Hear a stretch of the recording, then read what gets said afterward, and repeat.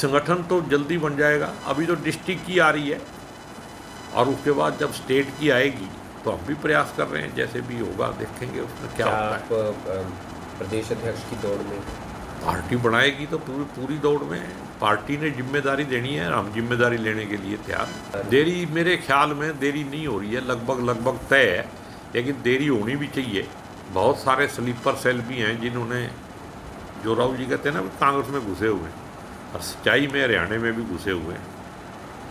तो जिन लोगों ने MP के MLA के इलेक्शन में BJP का साथ दिया है, कांग्रेस का विरोध किया है, उन लोगों ने भी फार्म पर रखा है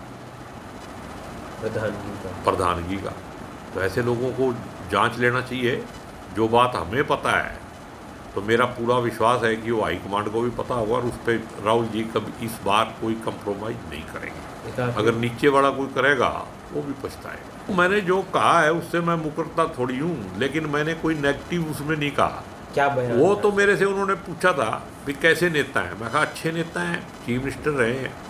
तो इस बार अहंकार और पुत्र मोह की वजह से हार गए, वरना चीफ मिनिस्ट्री के लिए लड़ रहे थे ना।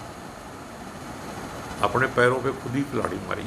हुड्डा साहब के बात पूछा उन्होंने तो मैंने उसी को अच्छा आदमी कहा, भाई अच्छा नेता है, लेकिन जो गलती है तो गलती है। आरोप नहीं लगा रही है कांग्रेस, तो सामने शीशा दिखा रही है,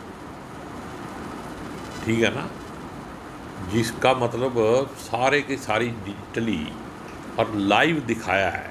कोई आरोप तो इलेक्शन कमीशन पे है कि पिछले इतने सालों से कहा जा रहा है, इतने महीनों से कहा जा रहा है कि आप हमें डिजिटल वोटर लिस्ट दे दो, नहीं दे रहे। इसका मतलब जब कोई चीज़ छपाते हो आप तो और क्यूरियोसिटी बढ़ जाती है, अभी कोई ना कोई गड़बड़ है। तो महाराष्ट्र में क्या हुआ, हरियाणा में क्या हुआ, वो एक अलग बात है। लेकिन कर्नाटका में एक असेंबली जिसमें एक तरफा वोट दिखाए गए, उसकी करके पूरी डिटेल और उसी रिकॉर्ड से दी है जो रिकॉर्ड इलेक्शन कमीशन ने उपलब्ध कराया है।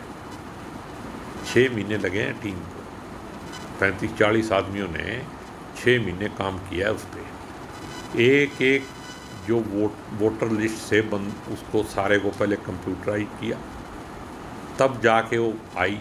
एक एक बूथ नंबर, एक एक बंदे की फ़ोटो सारी ये दिखा दी। तो कमी क्या है?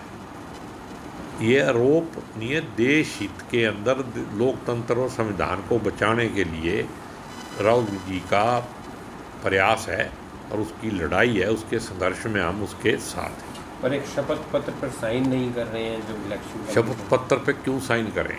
एक संवैधानिक संस्था के खिलाफ एक संवैधानिक पद पे बैठा हुआ आदमी लगा रहा है, तो ओथ के बगैर ही संवैधानिक हो गया।